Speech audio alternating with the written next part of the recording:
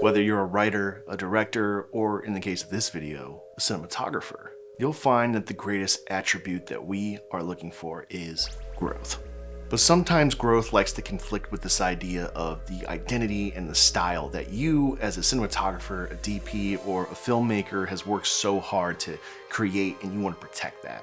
And I know when I get brought on as a DP, or even when I'm directing my own stuff, I'm, maybe to a fault sometimes, very, very protective of what my visual style, visual language is. But when I was brought on to my friend Delaney Hathaway's new short film as a DP called Edges, I knew this was going to be a great opportunity to hone in on some fundamentals, to work on some things as a DP, but also find out how can I maintain the style that I want to be known for, but also still grow as a filmmaker and find new ways to achieve the thing that makes me me, but in ways that give me more depth, more techniques in the tool bag, and also more reliability.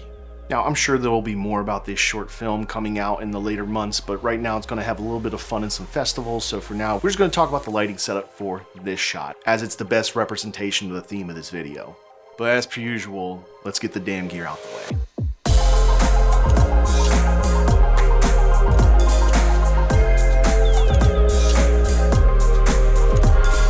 This was shot on the SONY VENICE with DZO VESPID primes, a mixture of aperture lights, nan light, some pretty MacGyver-y forms of flagging and diffusion, and the whole film was pretty much either shot on sticks or handheld. We shot the whole thing in XOCN LT just to have an easier time in the edit, but still an extremely flexible image in post-production. But moving on from that, let's talk about how we set up this shot here, which I've showed to some people.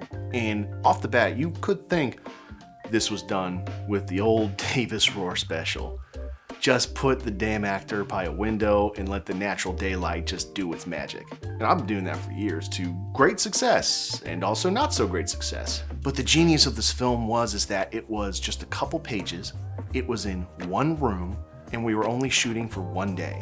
So I took advantage of this and said, let's slow down and see how can I get my moody, dramatic look that I'm usually going for, but with a lot more control, especially since we're shooting into the windows in which the sun would be moving across. This window here has a porch right behind it, so we automatically have an advantage, right? We're getting this lovely daylight that's kind of getting, diffused and blocked around by the porch itself before it ever comes through the actual window into the dining room.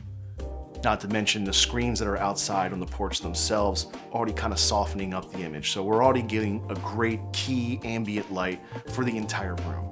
The only real problem factor was that there is another window directly across from the talent, across the table here. And throughout the day, it was just a decision of do we diffuse it and do we flag it? Normally, we just flagged it. So here's the setup. Outside on that porch was an Aperture 600D with the 90-degree light dome on it and a grid so that we can just piggyback off of the natural light that was just coming in, but have it a little more focused on the talent so we got a little more exposure on the face so we can continue to make this Rembrandt lighting that we were looking for on the talent, but while still riding that natural magic that you're getting from something like natural sunlight in through a window. But we still wanted the sun to be in play for a little bit, just to add this idea of depth and this idea of three-dimensionality and a little bit of realism as well, because if everything is super soft and super well exposed, the grounded nature of it all starts to fall apart for me, and that's just not what I'm looking for as a DP, and it's not what our director Delaney was looking for either. So now that we've done this work to expose for the sunlight, but we still want a little bit of hard light play, we put a 300x right next to the 600. And then I put my aperture spotlight on that 300, set it to a slightly warmer temperature. I'll have to check for a reference, but it was around like the 3200 range. And that was acting as a hard light that was hitting the table, occasionally hitting the hands. Sometimes this hard light hit spots that I didn't necessarily want it to hit, but at the same time, when I really wanted to feel the reality of the scene, and feel like we were kind of victims to a sunlight that we made, I didn't mind it if it were to say hit the lips or the nose or parts that DPs might try to avoid if they're using hard light. I'll let you be the judge of that one. So we got our ambience, we have a boost with a key, and we have our hard light giving us that 3D feel. But I still wanted to have the control on the face now and just get a little more of a light wrap around and a very minor catch light as well.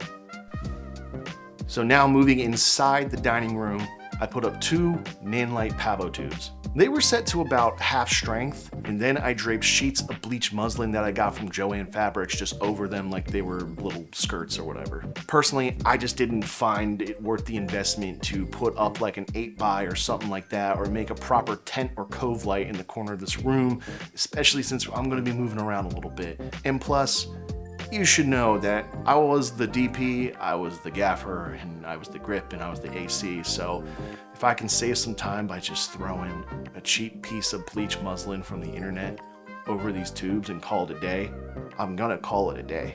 By having them in this cove-like shape in the back right corner of the room, we were able to just get a little more of that key light coming over the nose and giving us that control to keep the face exposed to exactly where we wanted it for the entirety of the daytime shooting. I thought about doing the pool noodle trick that everyone's been doing lately, but sometimes I find the pool noodle trick to give a little too much of this glowy pop. I find the subtlety of the bleach muslin over the tubes to be a far more subtle look and kind of fits that more moodier natural daylight look we were going for anyway. And this is the look we ended up with. Normally, to get shots like this, I am very inclined to just work with the way light falls into a room and be along my way. And here's the thing, it totally works. I maybe could have just put a kicker into the corner of the room with my spotlight trick just to boost the ambience, and there's probably a dozen different ways I could have done this scene to keep that look I was going for, or, mess around with it a little, whatever. The point of the matter is, though, is that I wanted to take advantage of the logistical scenario we were in, which we were in this room for a long time. We had an early setup, and I had plenty of time to talk it out, to work it out, and to find a way to get the look that I want to be known for, but in a way where we can maintain that look throughout the entirety of our daytime shoot. If anything, we can start stripping away from it. Because as we moved into our sunset looks for the film, we wanted it to have a different tone, a different color cast, because thematically, it's a big change in the film. So as we lost sunlight and got more of an actual sunset, we started taking away lights.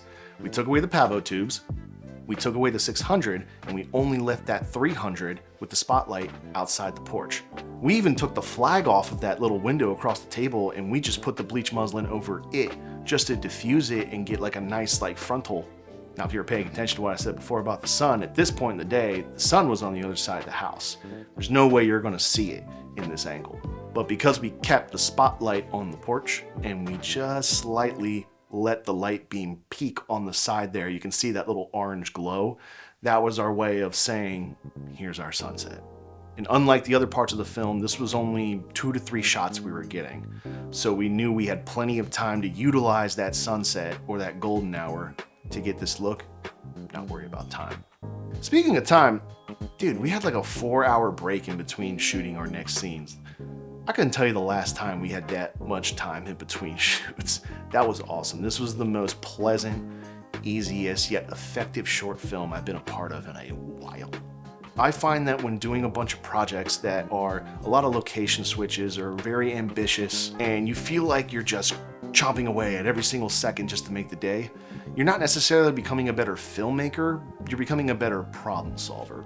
Projects like this, where you get to take your time, communicate deliberately, move with a sense of urgency, but not with a sense of panic, I find that to be a far better environment. To just breathe, experiment a little, and hone in on the basics of lighting, composition, and storytelling through camera. And I'll always be thankful for being given the opportunity to slow it down and get one of my favorite looks I have ever achieved as a DP. So to all you filmmakers out there that are looking to get some good quality practice while still making a good film, write a script where you can make it in a day, you can shoot it in one location, hell, shoot it in one room, and focus on those said fundamentals, because you'll find that even something as simple as a dining room over a dramatic Christmas story with some gingerbread houses can have a bit of magic to it. So get out there, practice. This has been Davis with the Six Shop, and I'll see you on the next one.